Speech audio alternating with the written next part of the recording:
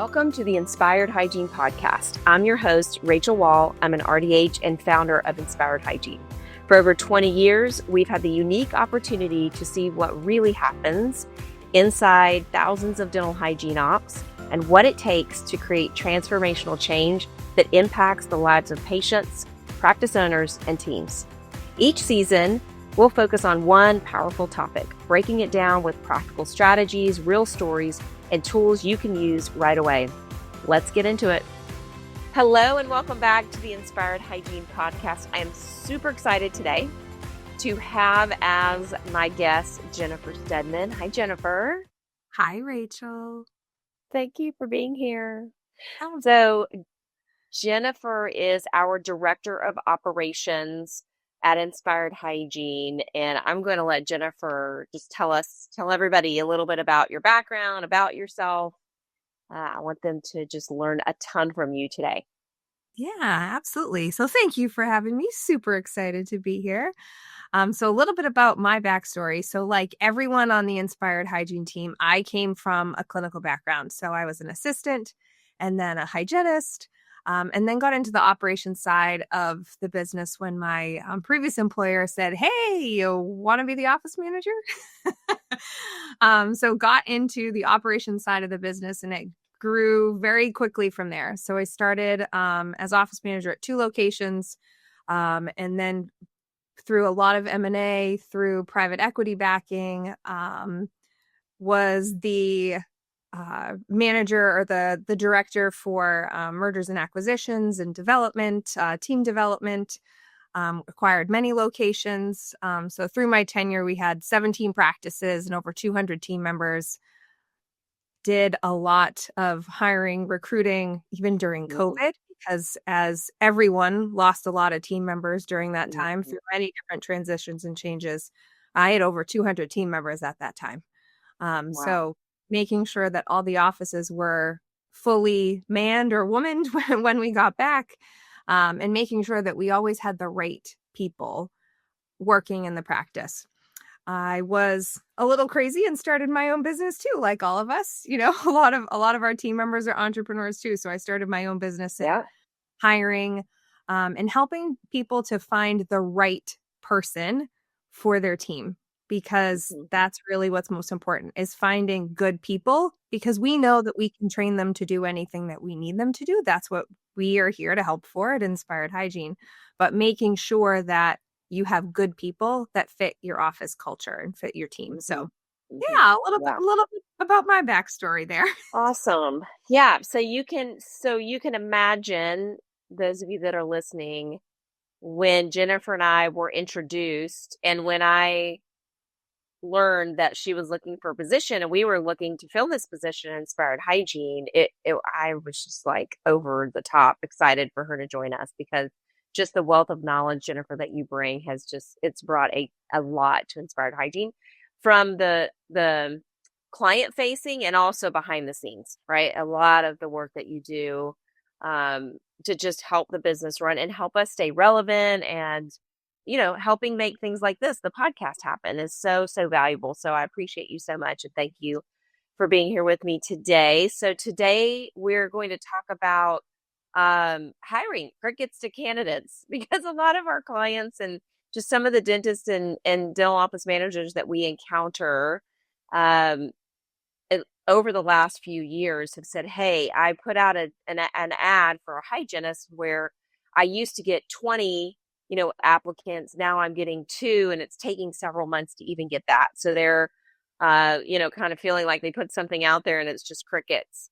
So we're going to give them some tips today, some very actionable, specific things that everybody can do to really increase your chances of attracting that right fit team member. Because I totally agree with you, Jennifer. It's not just about a warm body. It's really about finding somebody that fits your practice and fits your culture. So we have noticed, I would say anecdotally, with the dental business owners and leaders that we talk to on pretty much a daily basis, including our clients and prospective clients, and when we're out there speaking or we're doing a virtual event. And it does seem anecdotally that hiring is getting a bit easier, that our teams have started to be able to flesh out or fill out, I should say, Mhm. their hygiene department with right fit hygienists, which is awesome. And also being able to hire for other positions as well. And then you'll see, we're going to share this image of the ADA's Health Policy Institute data. These are surveys that they do of ADA members, and they do them every quarter. And you can find the results to this. We'll send you, or we'll include the link here in the show notes. You can look at this data, and it's very telling of what is happening in the dental industry. I have found the data, while it's not a super large set of responders, I have found it to be very consistent with what we're hearing from our clients. And so one of the things that this data shows that is makes me hopeful is in Q1 of 2023, 96% of the dentists that responded said they found hiring extremely challenging.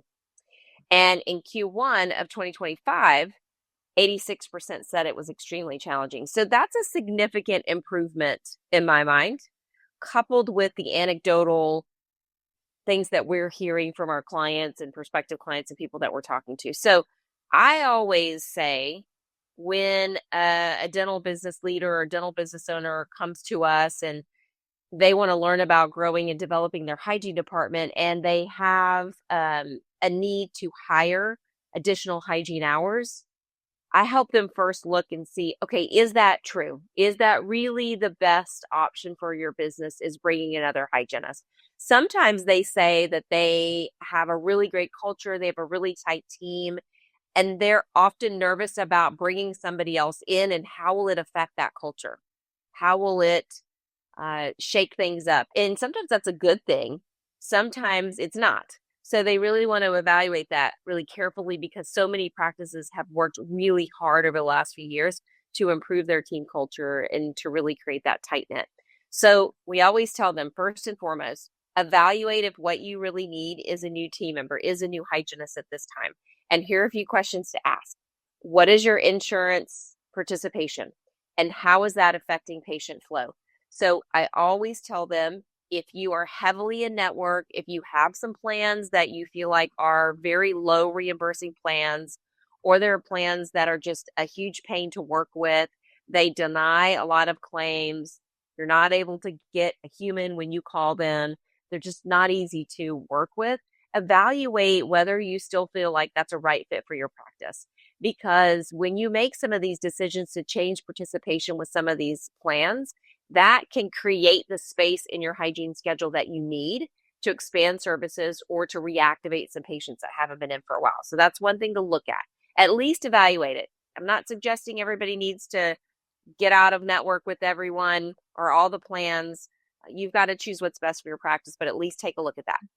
Next is, what is the profitability potential of adding this position given your current overhead and revenue projections?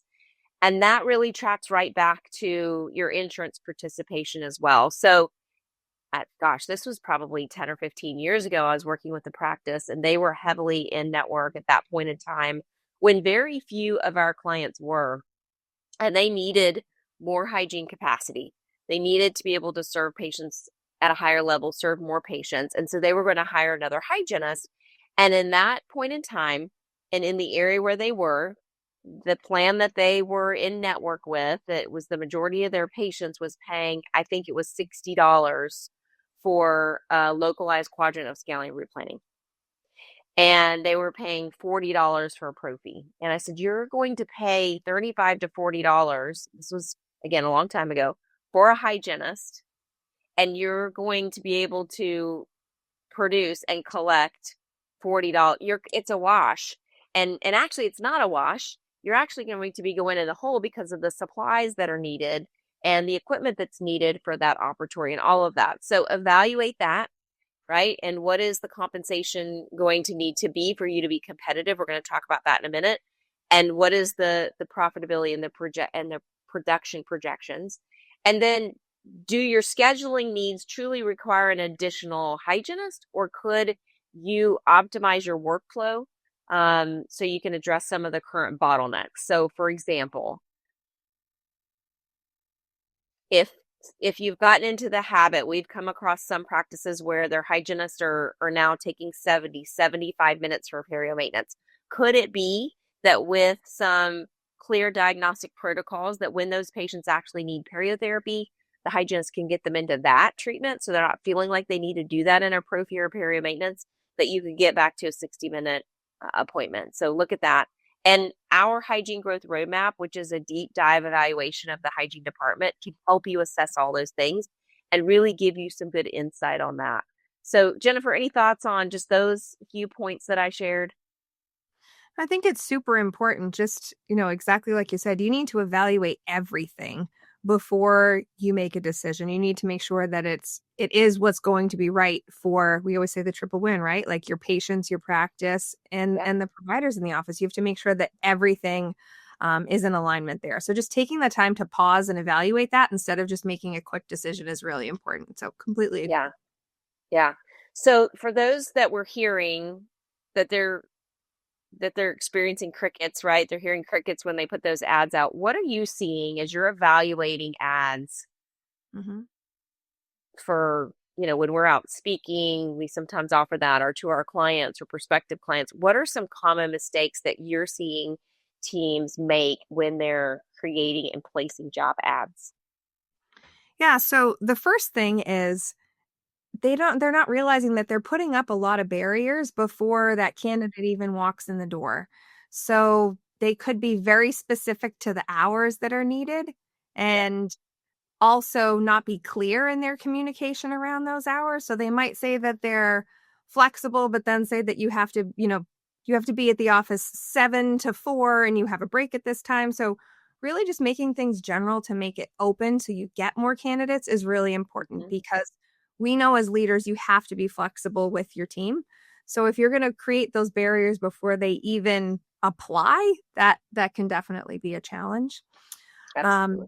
yeah, the other thing too is that sometimes we wait too long. So if we keep toxic team members around, right? Mm-hmm. Or we say, okay, now I need to hire, but I need someone in a week.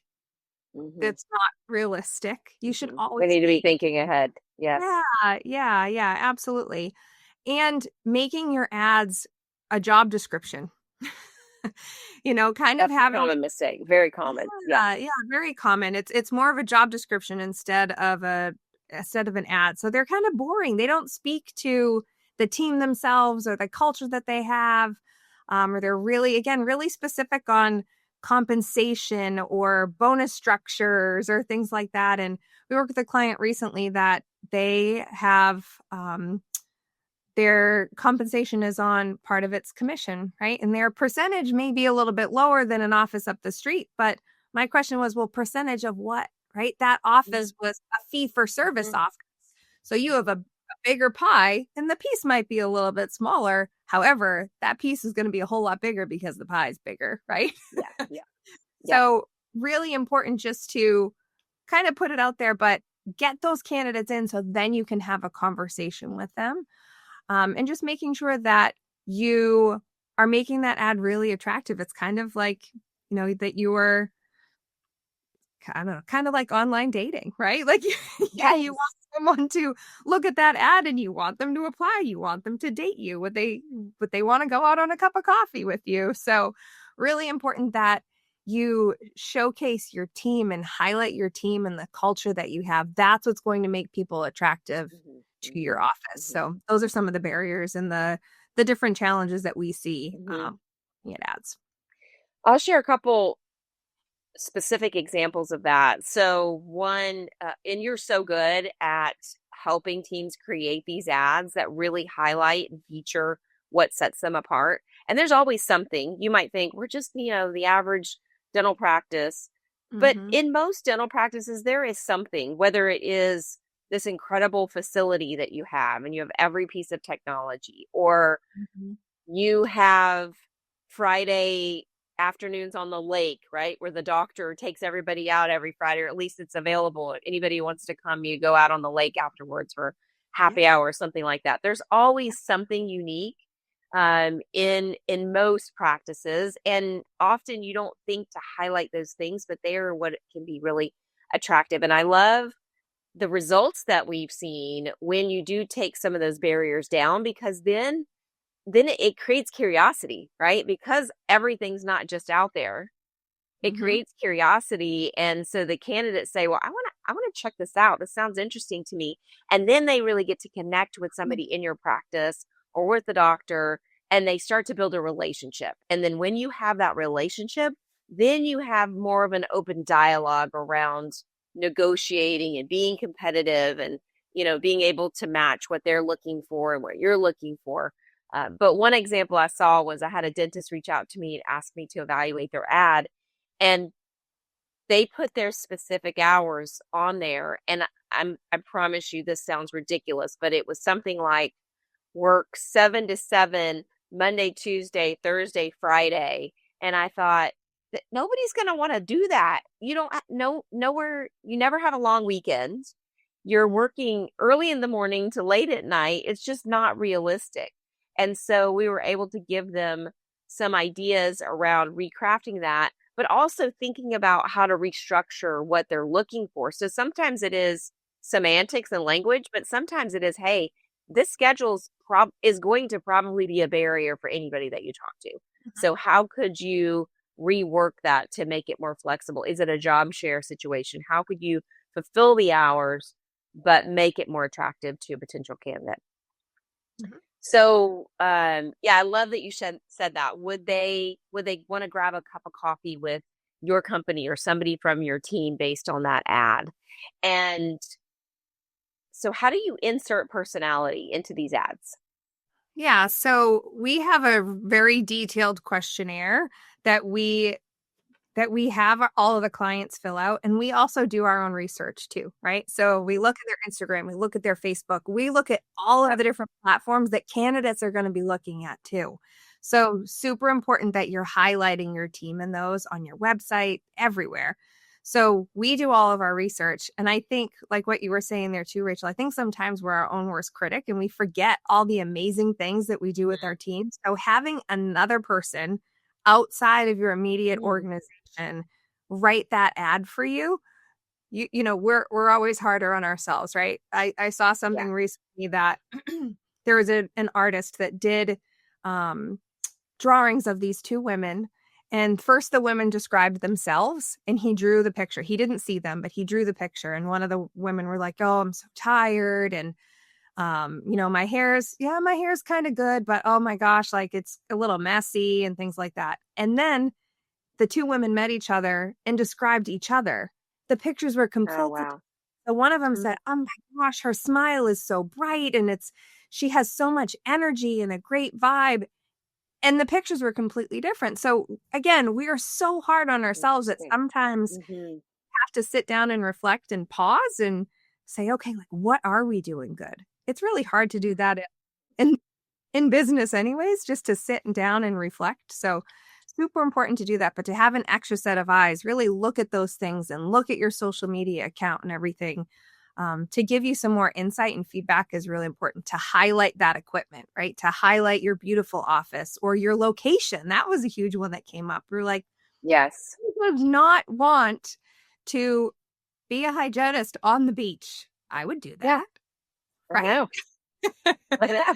Yeah. So, you could go and have lunch and sit on the sand, so many different things that just highlighting that is really important. And again, not making your ad like a legal document. I've said before, having having an ad that's like a legal document is like showing up on a first date with wrinkled clothes. It just, you want to have your best foot forward, right? So if Yes. you show up and you're all wrinkled, it's not a good look. So highlight your team and highlight your culture. And we don't need to say they have to be able to scale and polish teeth. If you're looking for a hygienist, that's understood. Exactly. And it's interesting because you mentioned the beach, and that particular practice, phenomenal practice. Yes. They didn't even mention that in their original ad. Yeah. I was shocked. Now, their address was there, and I guess they think, well, people know where we are, so they assume that. But how about we paint a picture for them of what it's going to look like when they're working in our practice? And I love that idea of have your lunch on the beach, and Mhm. have that be part of your day. I love that. What Yeah. about what have you done in addition to helping craft ads and really getting to Mhm. know them? What else have you done to help some of our clients hire really quickly Yeah. when they've had a hard time with that in the past? hmm So sometimes we just don't know what we don't know either. So helping them to understand, okay, what platforms are we going to post on? Where have you posted in the past? And have you had good success there or have you not? And let's look and see, are there any different Facebook groups or local organizations that you could post within? Have you had your team post the ads before? Have your team share them. Great idea. Hmm. Yeah. Have you posted anything in your office saying that you're hiring? Right. There's so many different things that I think we sometimes forget about, or we just have so much going on and it's like, oh, I just posted it here and we just kind of set it and forget it. And you can't Yeah. do that with Mm-mm, hire. You need to mm-mm, change things up. You need to act fast. If someone mm-hmm, applies, you better call them back right away. mm-hmm. And just making sure that you are on top of it.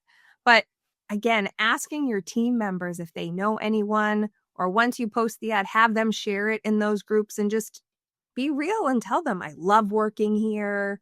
Would love to have you be part of our dental family is really, really important. So just kind of going over some of those things with them and shedding some light on where they can post and where they could find really good qualified candidates too. Yeah, we've heard multiple times that a patient or a team Mhm. member or someone that just happens to follow the dental practice on social media, that they've known someone that's moving to the area that is a hygienist or a dental assistant. And that's how they found their new team member. So Yeah. don't be afraid to do that when you think, oh gosh, our patients are following our practice and we don't want them to know that we're hiring. They're going to find out. They're going to know that you're hiring when they come in your practice and there's a new team member there. So just empower them in case they know someone. They might know somebody really, really great that they would That's love to have in your practice. that's actually how I got my first permanent hygiene job.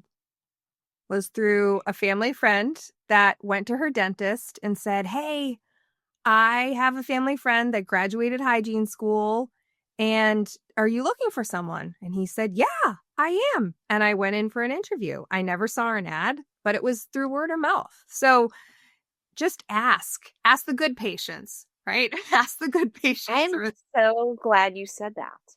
Yeah. So now I'm thinking back to my dental hygiene positions. Mhm. And I would say 3 out of the 4, I can't remember, I had um, I think they were all word of mouth, honestly. I had a couple long-term fill-in positions, but my first position was the lead dental assistant at the practice was the mother of one of my best high school friends. And so when I graduated, they snatched me up, right? I went in and interviewed and got the job. And then when I moved to Chapel Hill, one of my hygiene school friends was leaving a practice and she introduced me to them and I just stepped right into her position. This is so funny. I never really thought about this. And then the position, my most recent position here in Charlotte with Dr. Bowman, I was working in Chapel Hill and I asked reps. I asked my Phillips rep. Mhm. I asked another, I think it was our discus rep at the time, like reps for products that would be used in an innovative progressive practice, right? I Mhm. asked them, I said, who do you know that's really good in Charlotte? And actually his name was one of the top 3 that came up. And so I just cold took in a resume. Mhm. I think I emailed it or I dropped it off or something. And funny enough, the day that I came in for the interview, I walked in and I met, I didn't know anybody. I knew a few personal friends in Charlotte, but I didn't know anybody in dental in Charlotte. And I walked in and and I had my resume in my hand. I was ready for the interview. And the person that was sitting at the front desk looked up at me and she said, Rachel, it's me, Mary Catherine. And we had been friends in hygiene school. She was the class below me. Isn't that crazy? Dentistry is a small world. And it is such a small world. And so we ended up working together for about 5 years in that practice. It was so fun. We had a blast together. So I really hadn't thought about that, Jennifer, but Yeah. all of my positions as a hygienist were networking, word of mouth, somebody that I knew. Yeah. And now a lot of the networking is on social media, right? Because we don't always stay in touch as much. So if you have a team member that shares your post on their page or on another page, and then someone that they know sees it, right? It's really important that you kind of get that word of mouth out there. It's super, super important. It, honestly, that's how you're probably going to get a really good Yeah. candidate, is by having your team share, and like-minded people flock together, right? We know that. So if your team is sharing that. And yes, and I asked those people that referred me, well, how do you like working there? Mm-hmm. And so that kind of ties back into your existing team. So how do practice owners and practice leaders get their team to recommend their practice, not only for patients, but for team members? And how do you keep those good team members there? Because these folks were moving away. They had moved. There were reasons for that, for them leaving like that. But um, how do you get team members to be a champion, right, of the practice for finding other members for the team? And how do you get those quality people to stay? What's your advice on that? So a few things. One is you should always talk to your team. Talk to them as a group, talk to them in general, right? We say gone are the annual employment, reviews. It's those micro conversations. It's sitting down with them, having a pulse check and asking them, you know, how is everything going? Is there something that I can do to support you? That was I have to say, that was the most refreshing thing, that when I enjoyed Inspired Hygiene on the first day, I will never forget it. And I'm the crier. I'm sorry. I'm going to stop. It's okay. You asked me, what can I do to support you? Is there something that I can do to support you? And I was always that person that was asking the question and had never been the recipient of it. So ask your team. Ask your team. And if you start asking them, more than likely they'll start asking you too. So it's a great thing to have in culture, that you're always helping each other. You're always there supporting each other. Even if there isn't something right now, they know that they can go to you if there is something. So ask your Mm-hmm. team. And if you have that toxic team member, there's always, I'm sure, Rachel, you've had it in your career too, in the offices that you've worked in, myself included, that there was always that one person. You're like, oh my goodness, they're the pot stirrer. And don't tolerate that behavior, because Yeah. if you tolerate it for that one, it trickles to the others, and you could potentially lose the really good team members that you've worked so hard for. So don't tolerate that. Um, and just be there, be supportive, roll up your sleeves, get into that mindset and culture that you are a team. You are helping to get everything done. You're always there together. Um, and just be open. Be open and transparent. Yeah. Mm-hmm. Yeah, Some of the I would agree. I would agree. That I would say just one aside leadership tip, like you said, is, and I talk about this in episode 1 of the podcast, is if you're afraid that if you let somebody go, that you're going to be without that person in that role for a while, you might be. But if you communicate that as soon as well, let me back up. There might be a gap there for a bit, but your ideal person can never come in and fill that role if it's being held by somebody that is not good for your culture. So your culture is worth, and the rest of your team members are worth having that hard conversation. And if it's time to let that person go, your other team members are worth it for you to do that. Because guess what? When you do that, you're doing it not only for the practice, you're doing it for them. And they're going to rally if you say, hey, this was a really hard decision. I know this person had a big role. but I just saw over and over how this wasn't good for us as a whole. And so can we all just rally together? We're going to be really active in filling this role. We're going to find somebody great. We're not just going to find anyone. We're going to find a good fit. So can we all just really work together to fill this gap? And your team members will step up. You're just amazed when you really take those leadership positions that are in the best interest of your team. They will step up and support you too. So I do love that phrase. How can I support you today? Because it helps everybody feel like they're not alone and that they can speak up. And not only leaders giving team feedback, but the team giving the leaders feedback, right? And leaders need constructive feedback. We need positive feedback. They need to know they did a good job too. So that also just creates great culture, which always helps with team and talent retention. So, all right, as we wrap up, any last thoughts from you, Jennifer? Anything else that you want to share about hiring and, kind of how we navigate through this time that we're in right now? Yeah, I think my biggest, few pieces of advice is if you have an ad that's out there and you haven't had any candidates, you've had crickets, take it down, take some time to review it, talk to your team, ask them what makes you want to work here, and make sure you include that in your ad. Have a title that's very catchy, like we were talking about, like clean teeth on the beach, right? So many different things. And look at your social media platforms, look at your website, make sure those are amazing marketing tools to have candidates apply and actually want to work for you.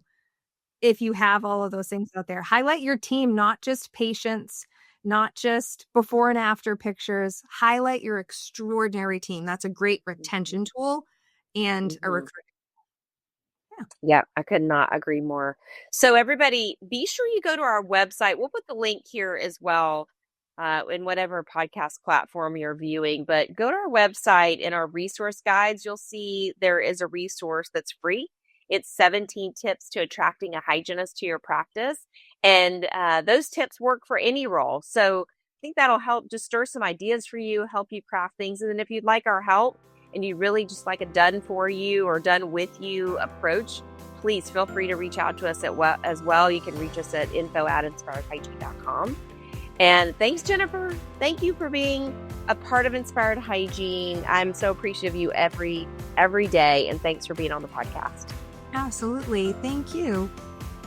Thank you so much for listening to this episode of the Inspired Hygiene podcast. We hope you got a ton of value and some things that you can really take away and implement now.